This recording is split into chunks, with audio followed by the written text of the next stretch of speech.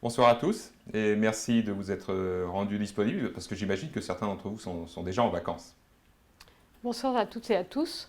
Ce soir, nous allons vous commenter les résultats semestriels et vous donner des nouvelles de Thermador Group et de ses salariés après cette crise de la Covid-19.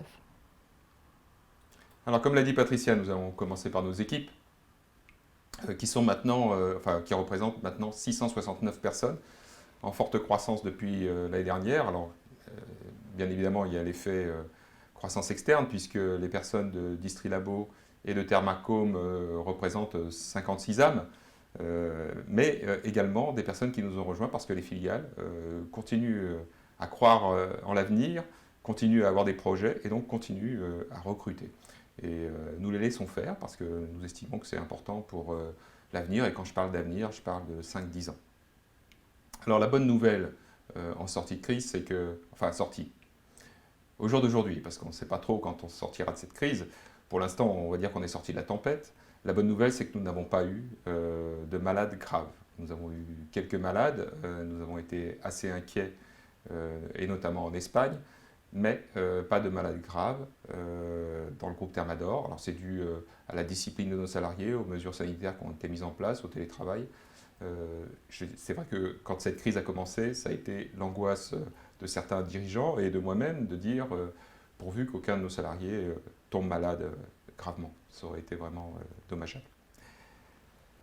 Beaucoup d'implications de la part de nos équipes. Je dis toujours que la principale force du groupe Thermador est représentée par son personnel et ça s'est révélé particulièrement vrai dans ces circonstances.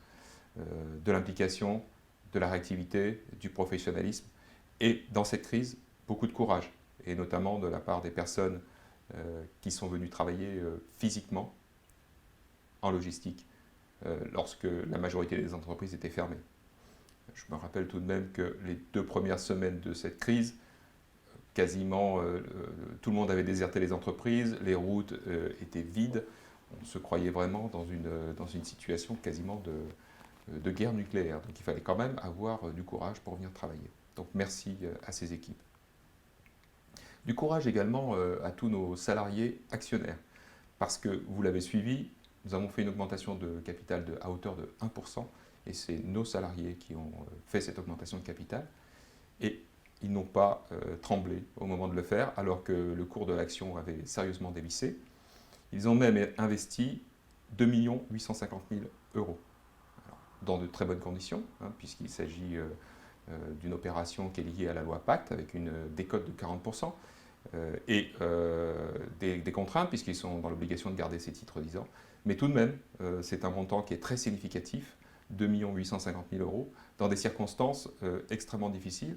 Donc merci pour ce courage, je dirais, des salariés actionnaires. C'est une preuve de confiance. Je rajouterais, Guillaume, qu'il y a une participation importante de la part des sociétés, puisque dans les 2,8 millions, il y a eu quand même un apport de l'employeur qui était à hauteur d'à peu près de 1,4 million. Donc, c'est toujours quelque chose qu'on a mené dans le groupe. Donc dans le cadre de cette opération, il y a eu les décotes de 40% plus l'abondement supplémentaire. Voilà. Je voulais juste cette petite précision. Patricia est très au courant de cette opération, puisque c'est elle qui est aux manettes opérationnelles avec Jean-François Bonnefond, et puis nous avons nos 2 salariés qui sont également au conseil de surveillance.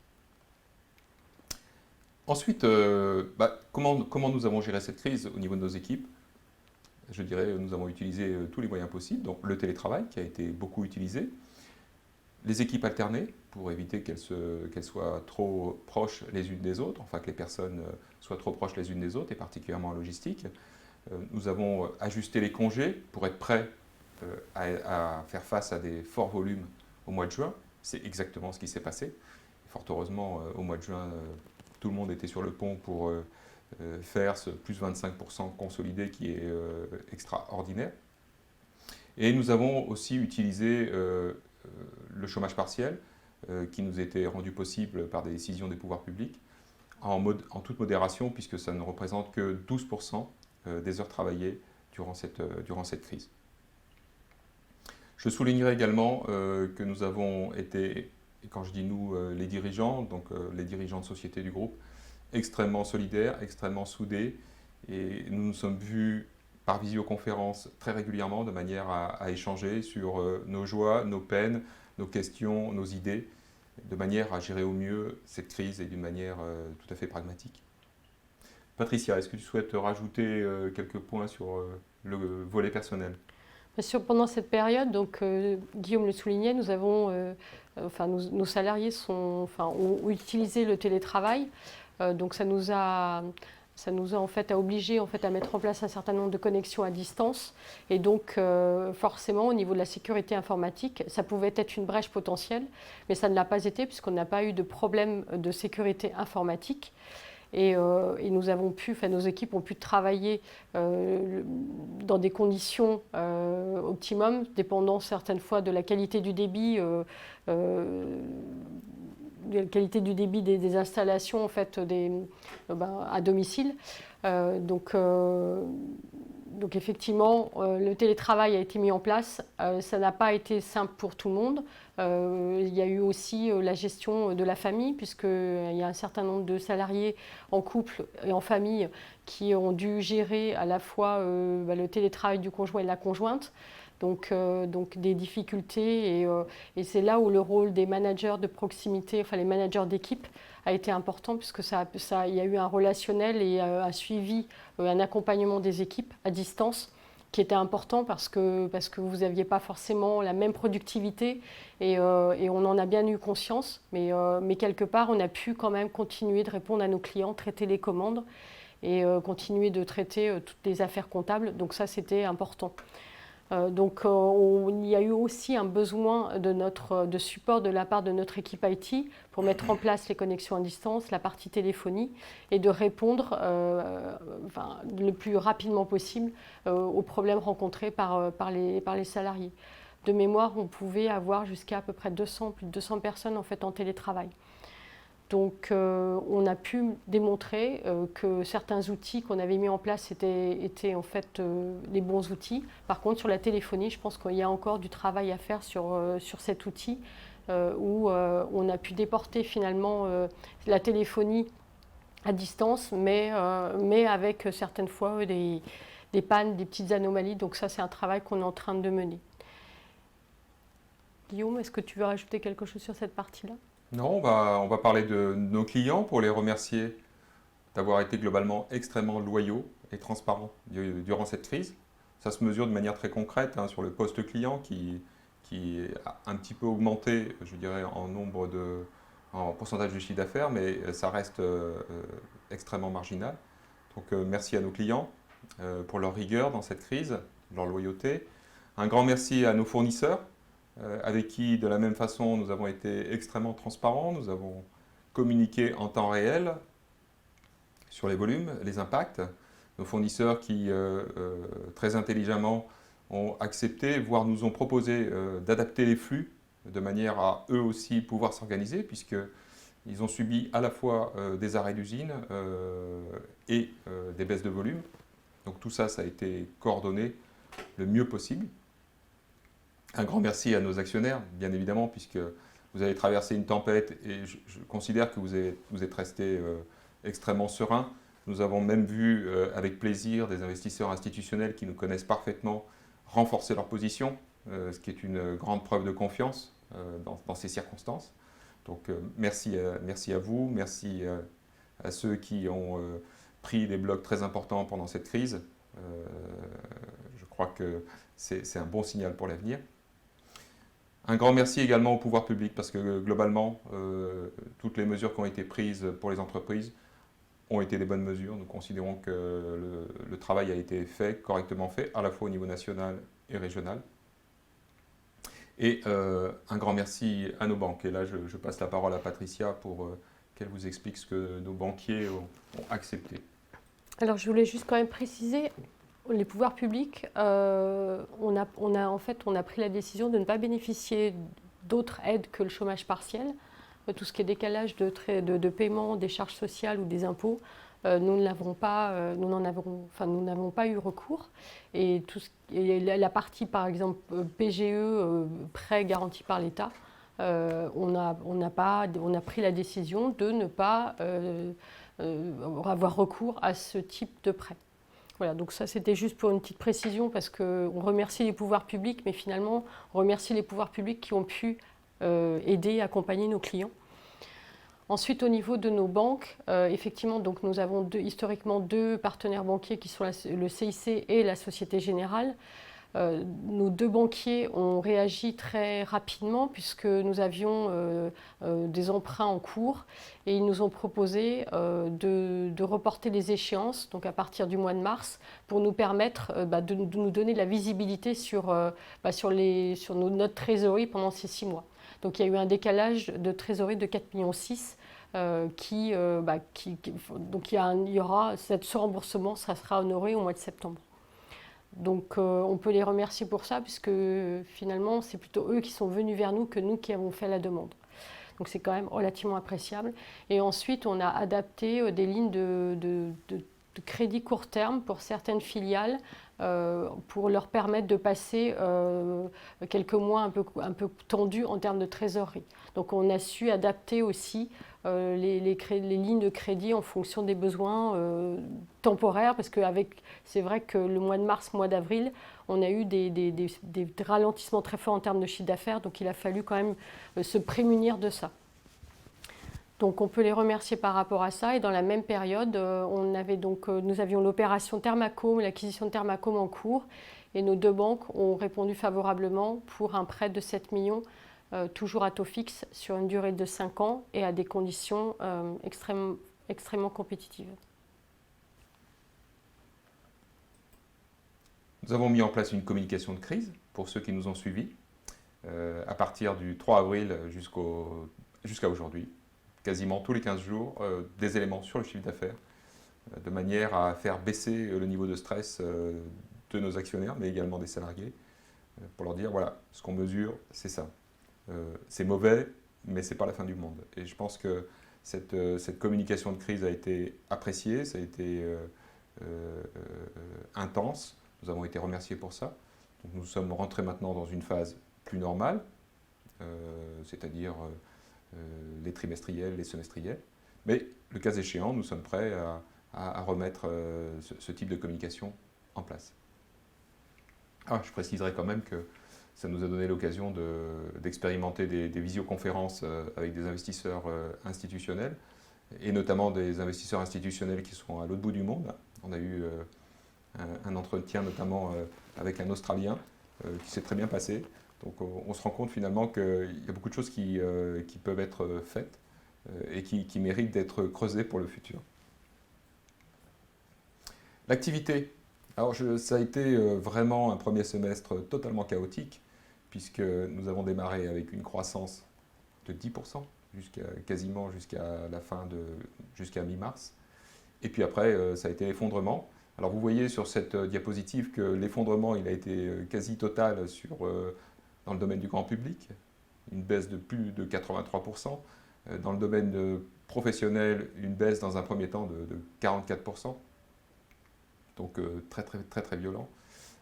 Cela étant, nous étions présents pour livrer ce qui devait partir de nos entrepôts, puisque nous n'avons jamais fermé, grâce à nos équipes logistiques. Et à nos équipes informatiques également. Et puis quand même à d'autres personnes qui sont venues travailler sur les sites. Et puis, à l'opposé, c'est-à-dire fin du mois de juin, alors je rappelle qu'au mois de juin, nous avons fait en consolidé une progression de 25%. Et la dernière semaine du mois de juin, c'était l'exact opposé, plus 86% sur l'activité grand public, plus 36% sur l'activité professionnelle. Donc vous imaginez des variations de flux, de volume dans nos entreprises. Pour le pire des cas, ça a été moins 83, plus 86 en l'espace de quelques semaines. Vous imaginez la difficulté qui a été affrontée par nos équipes, nos salariés. On peut les remercier puisque un certain nombre d'équipes sont venues travailler le samedi. On fait des heures supplémentaires. On a adapté le travail en équipe en 2-8, ce qui dans le groupe Thermador, je pense, ne s'était jamais vu. Donc quand on remercie nos équipes par rapport à la période de Covid où il y a eu une adaptation, mais c'est vrai que lors du redémarrage, il y a eu aussi une adaptation au niveau des horaires et ça, on peut les remercier parce que sans Sans cela, on n'aurait pas pu faire les 25% au mois de juin, ou pas en fait avec un niveau de qualité de service suffisant. Tu as tout à fait raison, et c'est vrai que non seulement nos salariés ont joué le jeu et certains sont venus travailler les samedis, il faut aussi saluer des intérimaires qui sont venus, qui ont travaillé dans le groupe, des enfants de salariés qui sont venus, qui ont travaillé dans le groupe. Enfin, nous avons vraiment rassemblé toutes les bonnes volontés pour faire face à des volumes inattendus et extrêmement importants. Donc au final, nous terminons ce semestre avec une baisse organique uniquement de 4,3%, ce qu'on estime être une bonne performance, sachant que nous avons fait plus 0,6 au premier trimestre. Alors, les performances par filiale sont nettement différentes, et ça, vous pouvez le voir dans le rapport semestriel que vous pouvez consulter maintenant sur Internet. Je dirais qu'il y a des filiales qui, dans le domaine professionnel, ont continué à croître. Nos jeunes pousses, comme on dit dans le groupe Thermador, Aello, qui croît très fortement dans un marché qui est également en forte croissance, puisque nos clients pisciniers ne se sont pas arrêtés de travailler. Ils ont continué, ils étaient à l'extérieur, ils ont pu, et les carnets de commandes sont pleins. Accélère également, qui a fait de très bonnes performances, et notamment dans des produits et des matériels qui permettent le traitement de l'air, dans le sens de rendre l'air plus sain. Donc de bons succès dans ces produits-là. Une bonne performance également de Thermador, qui est une grande société du groupe et qui finit ce premier semestre positivement en chiffre d'affaires. Thermador est toujours porté par les accessoires autour des énergies renouvelables, la pompe à chaleur, le solaire, des énergies d'avenir. Et également un coup de chapeau à toutes les entreprises du grand public qui globalement ont terminé le premier semestre à l'équilibre, ce qui est une extrêmement bonne performance.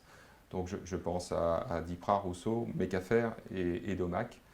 Là aussi, des performances en chiffre d'affaires qui sont, je dirais, meilleures que le marché, largement meilleures. De l'autre côté, d'autres sociétés, et notamment dans le canal professionnel, ont plus souffert et donc vont devoir mettre les bouchées doubles sur la deuxième partie de l'année pour essayer de rattraper un petit peu ce retard. Voilà une photographie de la tendance que nous donnent certains de nos clients, et c'est toujours intéressant de regarder la tendance client par rapport à nos performances, pour voir si nous avons pu, dans cette période, grappiller quelque part de marché. Et alors là, deux sources principales, la FNAS qui est un syndicat qui regroupe les grossistes en sanitaire chauffage, donc une grosse partie de notre clientèle. Et vous voyez que la FNAS a eu une baisse de vente de moins 25% au mois de mars, moins 54% au mois d'avril, donc là ça a été le paroxysme de la crise, moins 19% au mois de mai, et enfin est revenu au vert au mois de juin. Et l'autre indice, c'est l'indice Bricobrief, qui est construit par INOA, une association qui réunit tous les fournisseurs du bricolage. Et là, on voit des baisses très très fortes au mois de mars et au mois d'avril, et des remontées dès que les magasins ont été réouverts, plus 24, plus 30. On voit que ces mouvements et ces hausses sont légèrement inférieurs à ce que nous avons pratiqué ou ce que nous avons vécu dans le groupe Thermador. On peut imaginer que nous avons pris quelque part de marché pendant cette période. Une photographie sur quasiment 5 ans de la croissance organique du chiffre d'affaires par trimestre. Et vous voyez, ce qui est tout à fait remarquable, c'est la différence entre le dernier trimestre de l'année dernière et le deuxième trimestre que nous venons de clôturer. Un écart de performance de quasiment 20%. C'est du jamais vu dans le groupe Thermador, puisque nous avions fait au T4 de l'année dernière plus 13, et là nous sommes quasiment à moins 9 en organique. Donc très très forte variation due à cette crise inédite. Les impacts sur le résultat sont bien maîtrisés, et notamment parce que nous avons eu des réductions de frais sur toute la partie de ce que nous appelons les frais commerciaux, déplacements, hôtels, de nos équipes itinérantes. Donc mission-réception, j'ai oublié le nom du poste. Donc sur ce poste-là, mission-réception, une forte baisse, puisque nos équipes sont restées sédentaires longtemps. Et donc un résultat opérationnel finalement bien maîtrisé puisque la baisse n'est que de 7,1%. Je rappelle tout de même que nous n'avons pas du tout procédé à aucun licenciement. Je rappelle aussi que le premier poste de dépense dans le groupe Thermador, ce qui est tout à fait normal, c'est la masse salariale. Et donc on reste convaincu que l'avenir est intéressante, l'avenir sera meilleur et c'est pour ça que nous avons vraiment mis l'accent sur nos ressources humaines. Donc résultat opérationnel à moins 7,1 à périmètre constant, résultat net à moins 3,4 à périmètre constant. Là c'est dû simplement à une baisse des impôts sociétés qui était programmée. Donc nous en bénéficions. Quelques mots Patricia sur l'euro-dollar ? Oui, au niveau de l'euro-dollar, donc je pense que c'est en mettre en lien avec notre taux de marge. Si vous regardez notre taux de marge à fin juin 2020, on est à 35,8, donc en légère baisse par rapport à fin juin 2019. L'euro-dollar a eu un effet puisque, pour rappel, nous achetons 36% de nos produits en Asie que nous payons en dollars. Et si on compare la parité euro-dollar entre le premier semestre de l'année dernière et celui de cette année, effectivement, cette parité nous a été un peu moins favorable. Donc, pour rappel, on a une gestion centralisée du dollar au niveau du groupe, des couvertures qui nous permettent finalement d'amoindrir l'impact de ces variations. Ces couvertures ont dû être adaptées puisque au final la Covid-19 a sévi d'abord en Asie et ensuite en Europe et effectivement les approvisionnements d'Asie ont été décalés, donc on a décalé d'autant le paiement de nos dollars. Donc cette gestion centralisée nous a permis d'être assez flexible par rapport à ça. Ensuite, les variations fortes, comme on voit, il y a une variation qui est forte au niveau des chiffres d'affaires, des réalisations de chiffres d'affaires. Mécaniquement, on le retrouve au niveau des résultats de nos filiales, où on a, donc ça vous est présenté dans notre rapport semestriel. Vous avez donc une note qui relate le chiffre d'affaires et le résultat avant impôt de chaque filiale. Donc comme ça vous permet de voir l'évolution de la rentabilité d'une année sur l'autre. Donc on constate qu'on a des filiales qui ont vu leur rentabilité augmenter. Donc c'est vrai pour Dipra Rousseau, donc la fusion des deux, le cumul des deux entités. C'est vrai pour Mecafer Domac également, Aelo, Accélère, Safeco, notre filiale donc à l'international, et Isocel. Donc nous pouvons saluer donc la performance d'Aelo, qui a en fait atteint une bonne rentabilité pour une société qui est très jeune. Et Accélère, qui l'année dernière était en légère perte et qui cette année est excédentaire. On remarque également que Sferaco donc, a une stabilité en pourcentage de sa rentabilité. Donc Sferaco qui fait partie des trois grosses filiales, donc Jetly, Sferaco et Thermador, et qui assure à peu près 65% du résultat du groupe. Donc ce sont nos trois forts contributeurs, vous présentez ça comme ça. Par contre, les autres filiales ont vu leur rentabilité légèrement baisser. Donc on peut voir par exemple Jetly qui d'habitude fait partie est la première en termes de rentabilité. Donc là, il y a une légère baisse. Mais cette baisse est quand même à relativiser puisqu'ils sont à plus de 21%, donc résultat avant impôt sur chiffre d'affaires. Donc on reste quand même sur un niveau très fort. Ensuite, les éléments donc, bilanciels. L'important a été de voir l'évolution de notre trésorerie, puisque pour rappel, donc nous avons payé nous avons maintenu le paiement des dividendes et l'impact sur la trésorerie, c'est de l'ordre de 16,4 millions qui ont été payés donc, en avril. Donc ce paiement-là a impacté la trésorerie. Ensuite, l'activité, le coup de frein au niveau de l'activité des encaissements clients a eu aussi un impact. La décision de maintenir des programmes d'achat ou d'adapter au mieux les programmes d'achat auprès de nos fournisseurs a impacté également. Mais nous nous retrouvons à fin juin 2020 sur une trésorerie à 8,7 millions, une trésorerie positive qui a été un peu bonifiée par en fait, l'apport de l'augmentation de capital, donc de 2,8 millions, dont parlait Guillaume au départ. Donc je rappelle, les 1,4 million qui viennent des salariés, les 1,4 million qui viennent des filiales. Ensuite, au niveau trésorerie… 2,8 millions des salariés, 1,4 million des filiales. Ouais, voilà, exactement. Et donc, quand on regarde l'évolution effectivement de la trésorerie, on peut penser qu'on va vers une amélioration puisque le mois de mai a été un mois de reprise d'activité avec donc une facturation client et le mois de juin, donc 25% de croissance du chiffre d'affaires. Donc les encaissements clients vont arriver vers fin août, septembre. Donc on va avoir l'effet positif de cette reprise de l'activité sur notre trésorerie sur le second semestre 2020. Nous avons regardé aussi l'évolution de notre délai règlement client. Notre délai règlement client a augmenté à fin juin, donc de plus de 7,3 jours. Donc on le voit bien puisqu'on a un poste client qui est dans le bilan est à 92 millions, qui est en augmentation. Mais il est en augmentation parce que effectivement on a eu une forte activité en mai-juin, mais également parce qu'on a eu des clients qui ont réglé moins vite les créances.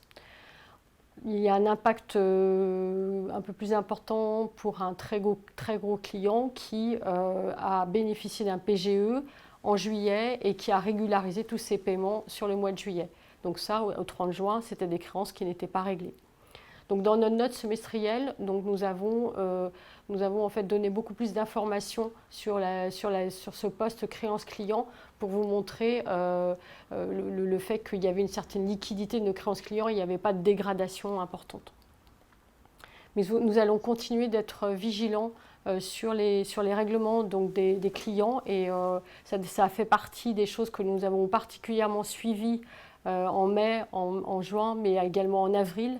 Donc on va poursuivre ces efforts-là auprès de nos clients en les relançant et en suivant de près la génération du cash dans les filiales. Ensuite, au niveau de notre stock, donc au niveau de stock, on a une relative stabilité du stock. Si on enlève le stock de Thermacome au 30 juin qui était de 1,5 million. Et en nombre de mois d'achat, on est en légère augmentation de 0,6 mois. Donc nous restons sur un niveau de stock qui peut être considéré comme étant élevé, mais ce niveau de stock nous a permis de livrer des mois forts, par exemple sur le mois de juin, et nous permet sur le mois de juillet de continuer une activité forte avec une bonne réactivité auprès de nos clients. Donc nous avons le stock et ça c'était finalement, on s'est posé des questions sur les programmes d'achat, mais le fait de les maintenir et de maintenir les réceptions physiques pendant le mois de mars et pendant le mois d'avril a permis de garder nos équipes logistiques actives et a permis aussi d'avoir le stock nécessaire pour assurer la reprise. Ensuite, au niveau des dettes, donc on a donc contracté des emprunts et à chaque fois ces emprunts sont là pour financer notre croissance externe. Donc, comme je le disais précédemment, nous avons donc contracté deux emprunts donc, au total de 7 millions auprès donc, du CIC et de la Société Générale. Et cela nous permet donc ça nous a permis d'acquérir Thermacome au 30 avril. Et l'autre point, donc sur les emprunts, donc découvert. On a aussi également, donc on a du moyen terme et du moyen terme c'est à 5 ans et il y a un petit peu de découvert. Donc je rappelle, on est dans une gestion centralisée de l'euro au niveau des filiales, sauf certaines filiales qui nous ont rejointes via les acquisitions qui ne sont pas encore totalement dans notre gestion centralisée. Et on a 2 filiales qui ont un léger découvert. Donc c'est à peu près 0,5 million de découvert. Quant à nos investissements, donc, en début d'année, nous avions communiqué sur un montant d'investissement à 11,3 millions. 11,3 millions, donc il y avait une partie importante sur la partie immobilière et une partie également importante, un peu plus importante qu'habituellement sur nos filiales qui investissaient. Alors, dans les investissements des filiales, il y a un investissement fort qui s'est réalisé, ça concerne DIPRA, puisque DIPRA a dû équiper son nouvel entrepôt, grande hauteur, donc à plus de 12 mètres, avec des racks, donc il y a eu un investissement important à ce niveau-là. Et ensuite, sur la partie immobilière, donc, sur le premier semestre, nous avons donc livré le bâtiment DIPRA, avec 2 mois de retard, puisque avec la période de la Covid-19, on a pris un petit peu de retard. Mais le bâtiment a été livré et ça faisait partie des investissements importants dans les 11,3 millions. Et sur le second semestre, donc, nous aurons la construction du bâtiment à Aello. Donc on a commencé la démolition et ça représentera effectivement un investissement aussi important. Donc par contre, donc les 11,3 millions ont été révisés à la baisse puisqu'on est maintenant sur un montant de 9,4 millions. Quelques perspectives. Alors, je voudrais simplement rappeler le chiffre d'affaires de Sodeco, parce que j'ai oublié tout à l'heure de mentionner que Sodeco était en progression de chiffre d'affaires.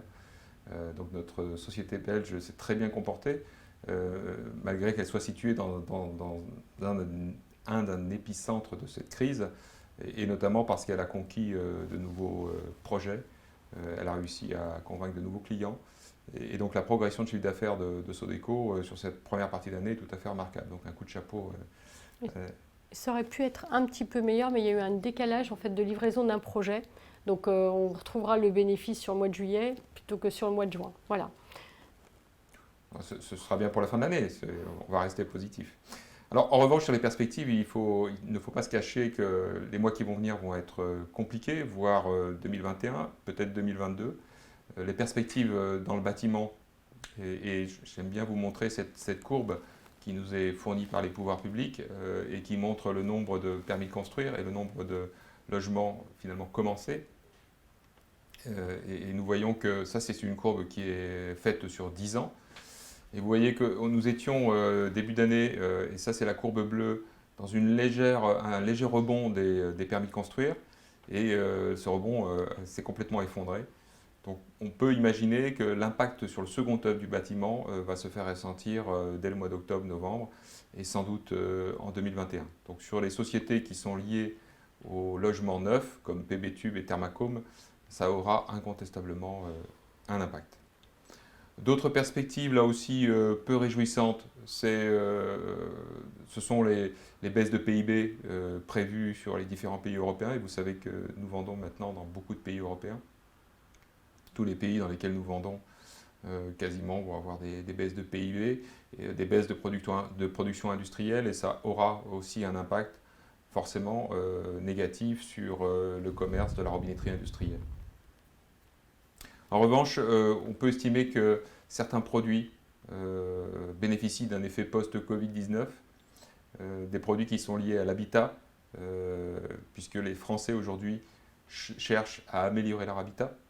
Et nous avons des produits pour ça, et notamment vendus par Mecafer de Mac, Dipra Rousseau. On voit là aussi des ventes qui sont assez élevées.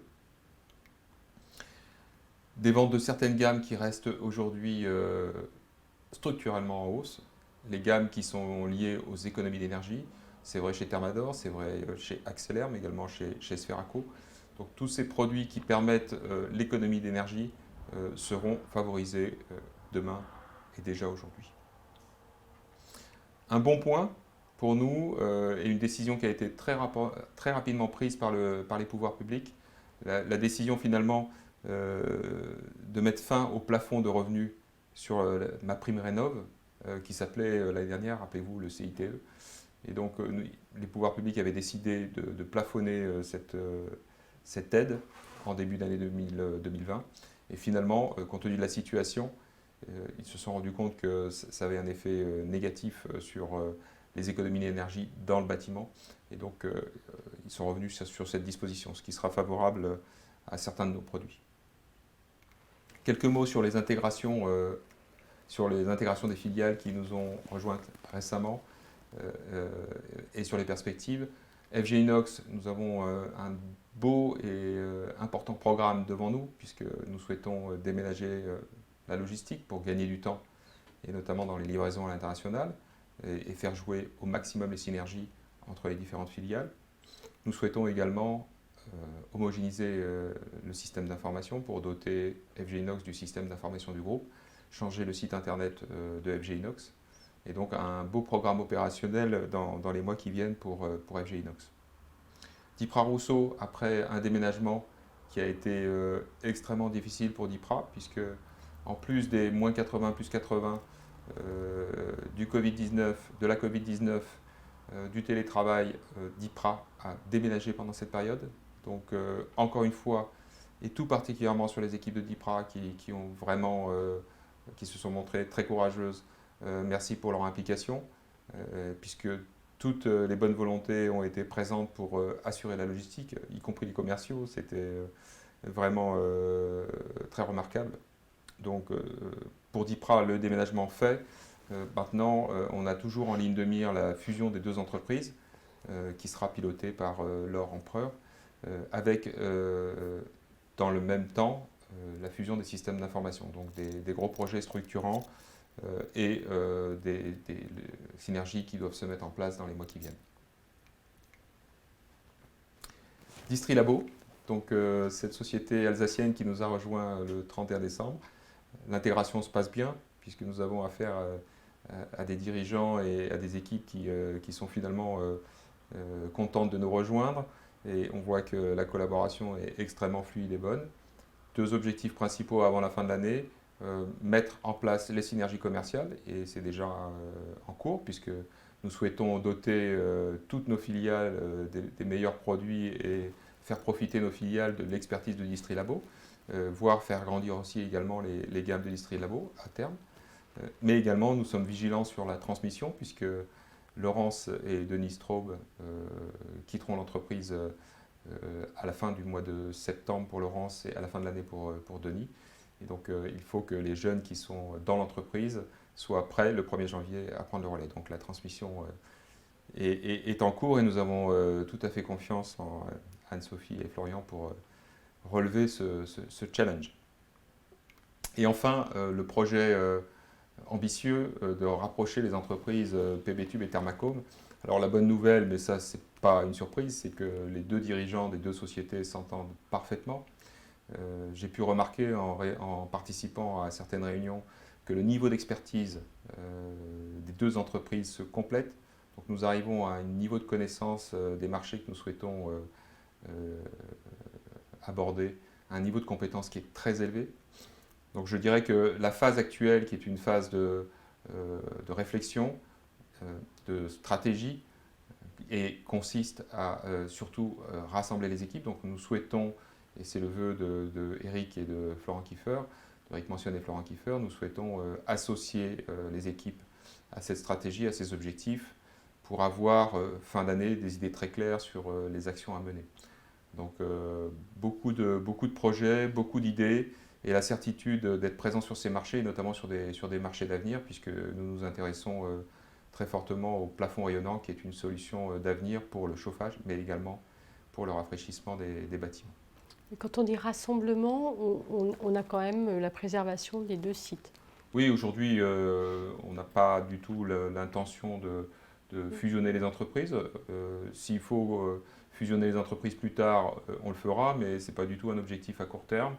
L'objectif à court et moyen terme, c'est de bien faire fonctionner ces deux entreprises, faire en sorte que les offres se complètent, faire jouer des synergies achats, offrir au marché les produits qui sont attendus. Voilà tout ce que nous devons faire dans les 3 années qui viennent. Voilà, on va conclure cette présentation sans diapositive pour parler d'innovation dans la gouvernance. Alors vous le savez, nous sommes très vigilants dans le groupe Thermador sur ces sujets-là. Et notamment, nous organisons tous les ans au sein du conseil d'administration un vote formel confirmé qu'une personne directeur général ou PDG du groupe et également administrateur est dans la capacité de prendre la succession du dirigeant en cas d'accident ou d'incapacité. Jusqu'à présent, c'était Jean-François Bonnefond qui était désigné pour éventuellement me remplacer si c'était nécessaire. Alors l'événement de l'année prochaine, c'est que Jean-François a décidé de partir à la retraite, une retraite bien méritée comme on dit, classiquement, et donc il faut trouver une personne capable de le remplacer et éventuellement capable de remplacer le dirigeant ou la dirigeante du groupe. Et donc pour ce faire, en toute logique, le directeur général du groupe a la possibilité de proposer un DG délégué au conseil d'administration. Le conseil d'administration a la possibilité de l'accepter ou de le refuser. Mais c'est le pouvoir du DG de faire cette proposition. Et nous avons souhaité innover et faire travailler tous les dirigeants du groupe à cette proposition, à cette réflexion, et également les administrateurs. Donc dans un premier temps, nous avons construit un profil, je dirais, idéal ou idoine, en disant voilà le profil de cette personne. Et dans un deuxième temps, nous avons réuni le COMEX pour procéder à ce qu'on appelle un conclave. Donc là, rien d'innovant, puisque nous avons copié des pratiques qui sont utilisées dans certaines congrégations religieuses, vous le savez. Et finalement, c'est au bout de 3 tours, une majorité nette s'est dégagée en faveur de Lionel Monroe. Lionel Monroe, qui dirige avec succès Safeco depuis 2006 ou 2007. Et qui est au conseil de gérance également de Sodeco. Puisque... Conseil de gérance de Sodeco, qui est très impliqué dans le groupe Thermador, et qui a beaucoup œuvré au développement international du groupe Thermador. Il travaille aussi sur la partie transport, qui avait pris la suite après Hervé Le Guillerme sur en fait, le travail de négociation et de gestion de la relation avec nos transporteurs. Donc nous sommes revenus auprès du conseil d'administration avec ce résultat en disant voilà, chers administrateurs, les dirigeants du groupe se sont réunis en conclave et on vous propose collégialement la candidature de Lionel Monroe en tant que DG délégué, mais également potentiellement dirigeant du groupe si le dirigeant actuel venait à avoir une défaillance. Et donc ça a été voté à l'unanimité. Et donc Lionel a été nommé DG délégué avec prise d'effet juste après l'Assemblée générale de l'année prochaine, qui sera physiquement tenue, j'en suis sûr, pour remplacer Jean-François.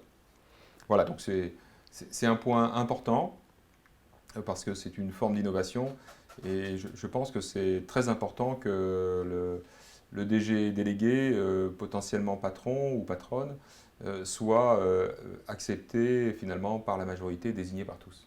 Donc, ça permet aussi une transmission, puisque Jean-François, il nous quitte fin mars 2021, donc on peut déjà travailler en fait sur la transmission et la formation, parce qu'il y a certains aspects, notamment sur tout ce qui est communication financière et ainsi, avec les actionnaires, où il y a besoin en fait de faire un lien. Et donc c'est ce sur quoi on va commencer à travailler dès début septembre avec Lionel et Jean-François. Ce process original de conclave a été inscrit dans notre règlement intérieur, qui est, je crois, disponible maintenant sur... Du conseil d'administration. Du conseil d'administration. Et en toute logique, chaque fin de mandat, pour le DG délégué, nous procéderons à un nouveau conclave. Et donc le mandat, c'est sur une période de 4 ans. Je ne sais pas si tu l'avais précisé. Non, c'est un mandat de 4 ans. Voilà, nous avons terminé nos messages pour ce soir et sommes bien évidemment à votre disposition pour répondre à votre question en direct. Par la voix d'Arlette. C'est donc Arlette qui va retranscrire les questions par la voix. Ce sera quand même beaucoup plus sympa. Alors il y a une dizaine de questions ce soir.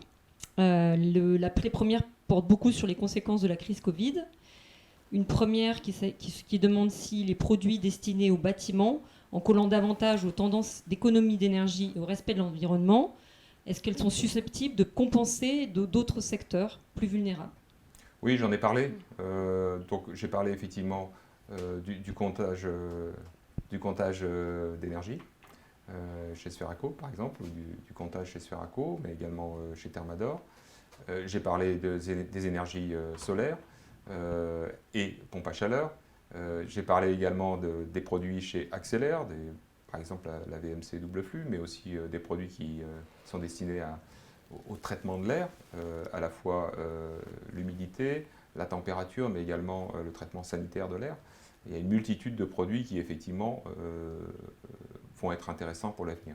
Il y a le plafond rayonnant aussi, parce qu'il y a beaucoup de questions autour de la présence de l'utilisation de la climatisation.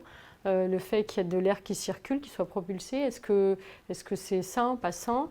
Et le plafond rayonnant, finalement, ce système-là nous dédouane de l'utilisation de l'air, puisqu'on est sur des systèmes de rayonnement, de froid et de chaud, par rayonnement. Alors ceux qui sont dubitatifs sur ce type de système sont invités à venir visiter les bureaux de DIPRA qui sont équipés d'un plafond rafraîchissant en provenance de notre fournisseur RDZ. Donc vous pourrez voir que lorsqu'il fait 40 dehors, il fait 24 à l'intérieur, simplement en faisant circuler de l'eau froide dans le plafond. Donc voilà, pour donner quelques exemples de produits qui pourraient bénéficier, je dirais, du souci aujourd'hui majoritaire des économies d'énergie. Donc, toujours sur les marchés et ce qui peut se passer aujourd'hui, c'est est-ce que les tendances sur le marché de l'immobilier neuf et les risques d'attentisme qui y découlent, sur la rénovation et sur le bricolage, retour à la normale après effet rattrapage pour le second semestre? Quelles sont les tendances que vous voyez sur le marché immobilier neuf, la rénovation, le bricolage, sachant que là il y a eu des effets rattrapage, est-ce que vous pensez que ça va continuer et que ça va être aussi bon? Non, très clairement, on ne va pas faire plus de 25% tous les mois jusqu'à la fin de l'année. Cet effet rattrapage va s'arrêter à un moment donné, parce que même si les Français ont beaucoup épargné, même si les Français s'occupent de plus en plus de leur logement, ils ne pourront pas comme ça dépenser sans fin. Nous sommes quand même face à une montée du chômage aussi, donc certains Français vont être dans la difficulté.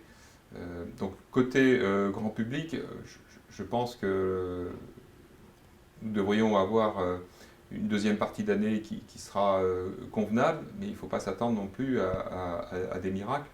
Et l'effet rattrapage, à un moment donné, va s'estomper. Et sur l'immobilier neuf, je pense que je ne peux pas en dire tellement plus que ce que j'ai dit sur les diapositives, hein, puisqu'on voit très bien que l'impact va être notoire cet automne et en 2021 sur le logement neuf. Et fort heureusement, je vous rappelle que sur les 44% du chiffre d'affaires qui est réalisé dans le domaine du bâtiment, uniquement 20% est lié au logement neuf. Donc ça fait environ 9% du chiffre consolidé du groupe qui est directement lié au logement neuf. Donc heureusement, les sociétés du groupe fournissent des matériels pour l'entretien et la rénovation.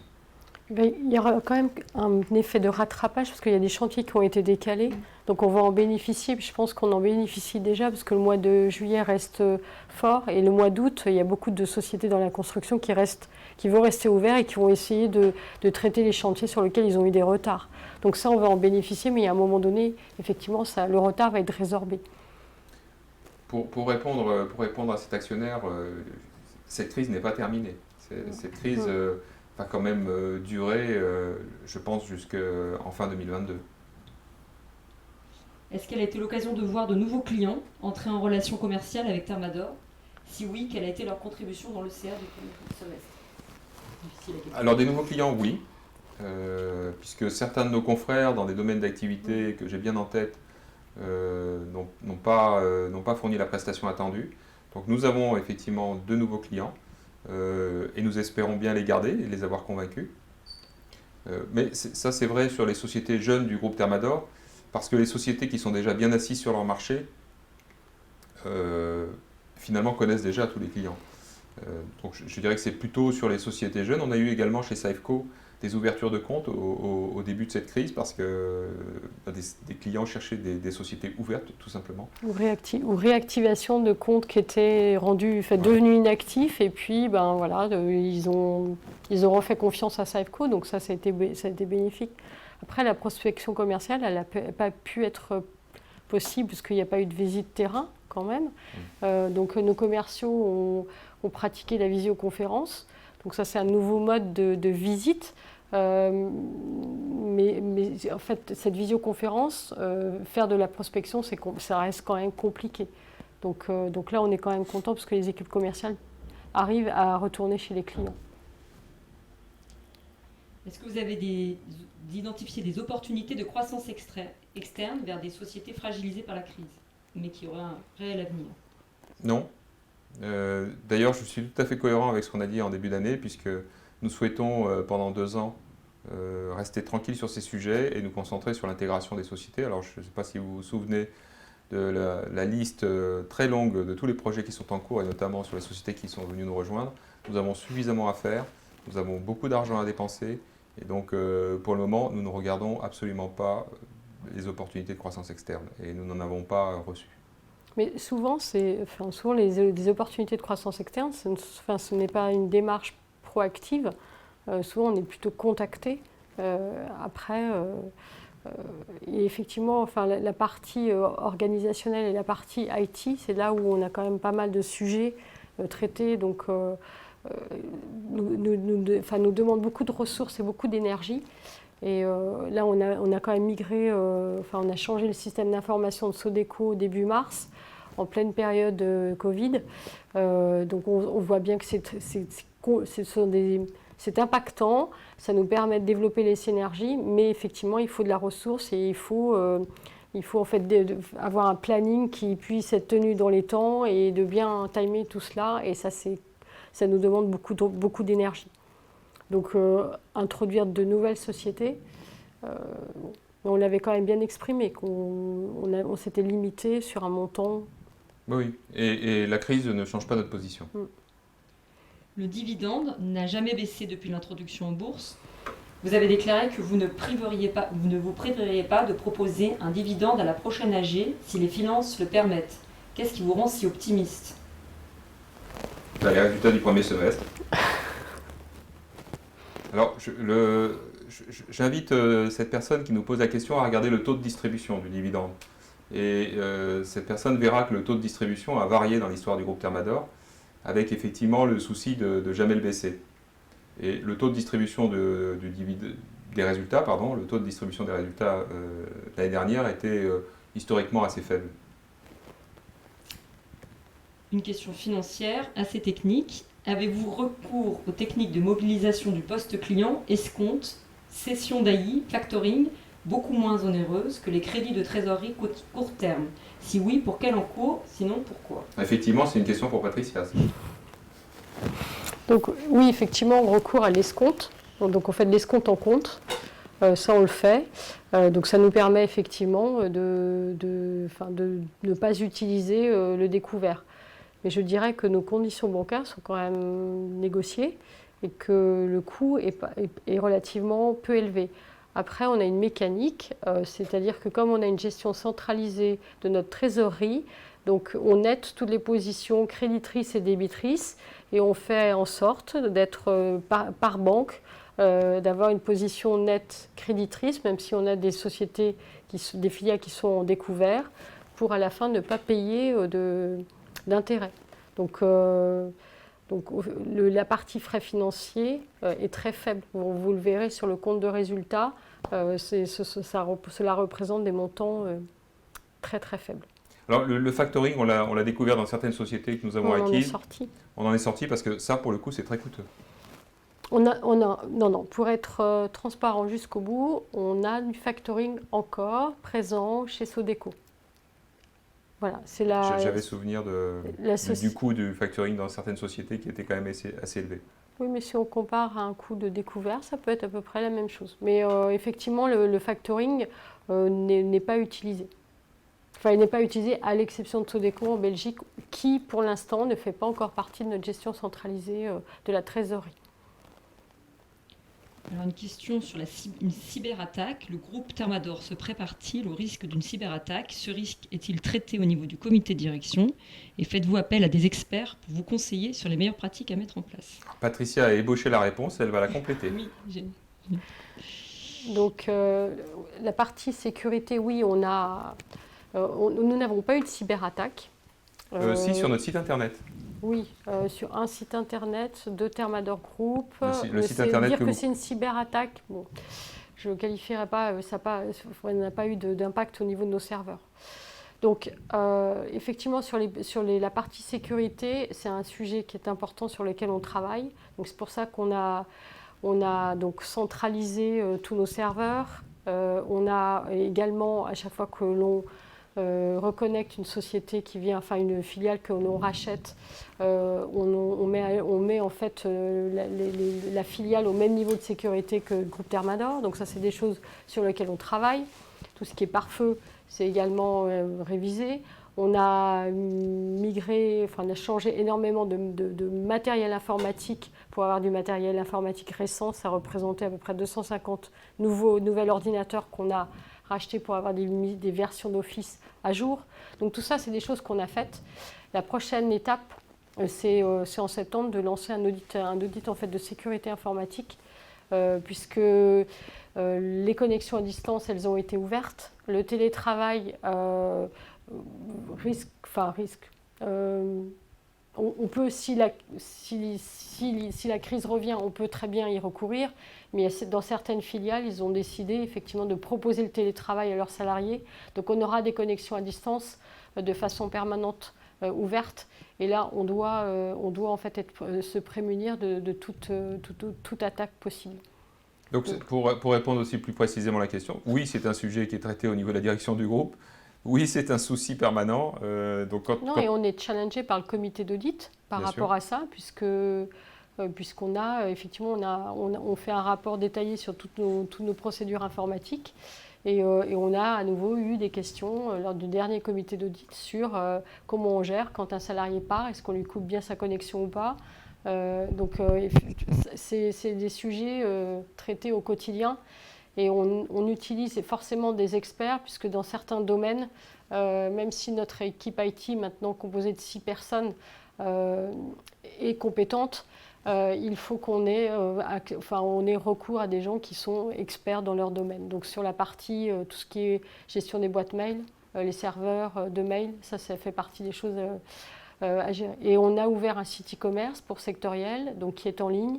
Donc à nouveau, là, ça ouvre des portes. Et donc en termes de sécurité, on doit prendre des mesures. On doit continuer de prendre des mesures. Donc au mois de septembre, tu vas louer les services de hackers pour tester notre service, notre résistance. On va inviter des gens qui vont rentrer dans nos filiales et qui vont voir s'ils peuvent ouvrir un ordinateur de façon anonyme. Donc avis aux salariés qui laissent leur mot de passe sous le PC, je les invite quand même à faire très attention. Parce que au mois de septembre, il va y avoir des personnes qui vont circuler pour justement voir si c'est facile de hacker. Mais on fera un compte-rendu, on expliquera les tentatives qui ont réussi et celles qui ont échoué. On sera transparent sur le sujet. Une question RH. Donc, Thermador a été pionnier dans la publication des rémunérations de ses salariés. Pourquoi procédez-vous à cet exercice par filiale et non à l'échelle du groupe ? Parce que d'une manière opérationnelle, c'est juste pas possible. Imaginez comment ça se passe dans les filiales. C'est la mise au tableau d'un nombre de salaires. Donc jusqu'à 70 salaires, on peut imaginer que c'est possible de mettre au tableau 70 salaires et que c'est visible et intelligible. Si on rassemble tous les salariés dans un amphi et qu'on met 669 salaires au tableau, ça sera juste impossible à faire. Donc c'est simplement une question pragmatique, comment fait-on ? Et on reste sur des pratiques à l'échelle de sociétés de petite taille. Nous souhaitons que ces informations, même si elles sont diffusées à l'intérieur des entreprises, soient restées confidentielles. On ne souhaite pas que ces informations, les salaires de nos salariés, soient diffusés sur le marché, chez nos concurrents ou dans les familles de nos salariés, parce que certains salariés ne souhaitent pas vraiment que leur salaire soit connu à l'extérieur du groupe. Donc c'est pour ça qu'on garde des pratiques qui sont localisées par entreprise. Mais ça aussi, ça correspond aussi à notre... la façon dont sont gérées les ressources humaines, et on a une gestion par filiale. Donc la personne... c'est le comité de direction de la filiale qui décide du niveau des rémunérations. Donc au final, ça a la cohérence de ne présenter qu'au niveau de la filiale, puisqu'on irait présenter les salaires de la filiale d'à côté, dont la direction ne serait pas finalement décideur. Et puis on a des métiers qui ne sont pas forcément les mêmes d'une filiale à l'autre. Donc on a le fait de raisonner par filiale, finalement, de présenter par filiale. Je trouve que ça a du sens, ça colle avec la façon dont nos ressources humaines sont gérées. Alors je précise que pour les sociétés qui nous ont rejoints récemment, pour ces sociétés-là, ça se fait dans la douceur. On souhaite à terme que toutes les sociétés du groupe pratiquent la transparence des salaires, mais on sait que cette mesure peut présenter des difficultés. Donc nous le faisons en douceur. Ça a été fait chez Mecafer, mais il y a d'autres sociétés du groupe qui ont été acquises récemment, ou il y a quelques années, il y a 3 ans, et qui pour l'instant ne sont pas passées à cette pratique. Mais ça viendra. La dernière question, à mon avis, vous ne pouvez pas y répondre, parce que ça demande, est-ce que le CA de juillet suit la même tendance que celle de juin ? Alors ça, bien évidemment, c'est une information si on la donne à quelqu'un, il faut la donner à tout le monde. Donc comme on l'a donnée à personne, nous ne la donnerons à personne. Voilà, en tout cas, je dirais que nos équipes sont en place, nos stocks sont en place, les finances sont en place. Donc nous sommes prêts forcément à répondre à la demande de nos clients. Cette crise aura-t-elle des conséquences durables?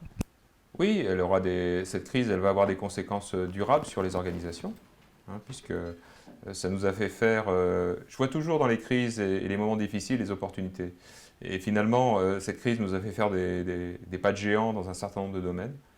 Et donc dans nos façons de travailler, nos organisations, cette crise, il y aura l'avant-Covid et l'après-Covid, je pense réellement. Après, au niveau économique, c'est très difficile à dire. La précédente crise financière, rappelez-vous, nous avons mis quasiment 2 ans à nous en remettre, entre guillemets, hein, je dirais, quand on parle des marchés. Il est possible que cette crise ait un impact quand même assez long. Les dettes que les pays sont en train de contracter sont des dettes à long terme. Donc oui, cette crise va avoir des conséquences durables. Après, on va essayer, nous, en tant qu'entreprise, d'être flexible, réactif, attentif pour continuer à se développer dans un environnement qui aura changé. Bon, et bien écoutez, je vous remercie vraiment chaleureusement d'avoir consacré une partie de votre soirée ou de vos vacances pour nous écouter. Nous sommes bien entendu toujours ouverts pour les questions que vous pouvez poser au travers de la boîte mail qui vous est réservée, actionnaire au pluriel @thermador-group.fr. Je vous invite à consulter le rapport semestriel qui a été concocté par Adeline et Patricia avec soin. Donc il y a beaucoup d'informations, beaucoup plus que ce qu'on a donné ce soir, mais je dirais que ce soir nous avons donné les principales. Et encore une fois, merci de votre attention et pour ceux qui n'ont pas encore pris de vacances, c'est-à-dire la majorité d'entre vous, je vous souhaite d'excellentes vacances. Bonnes vacances à tous et à toutes. Et merci pour votre attention.